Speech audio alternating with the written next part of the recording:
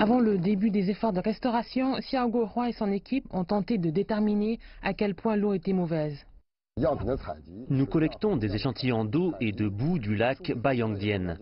L'enquête vise à fournir les données essentielles et une base scientifique en vue d'une restauration écologique. L'enquête s'inscrit dans le cadre d'un projet mené par l'Académie des sciences halieutiques. La prolifération des roseaux et l'industrie aquacole locale sont à l'origine d'une grave eutrophisation, qui est un terme scientifique qui décrit un accroissement de plantes aquatiques et d'algues. Ce phénomène peut avoir un effet négatif sur la faune et Xiao pense qu'une solution écologique est la meilleure approche. Idéalement, les roseaux ne devraient recouvrir que 70% de la surface.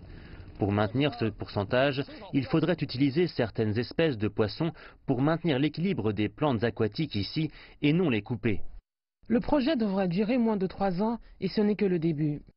À l'intérieur de l'université du Hebei, les échantillons d'eau sont analysés et le professeur Kang Ming expérimente une nouvelle approche en utilisant un virus pour contrôler l'expansion de la pollution. Nous pourrons certainement trouver un virus actif qui pourrait contrôler la croissance excessive des bactéries et des algues responsables de la pollution de l'eau.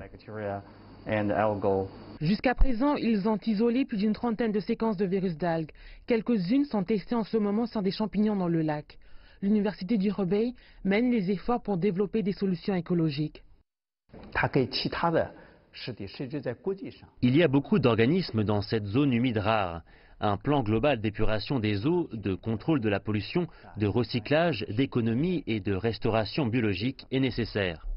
La nouvelle zone de Xiang'an est construite autour de cette zone humide et le succès de ce vaste projet repose en grande partie sur la restauration de la beauté naturelle de Bayangdian.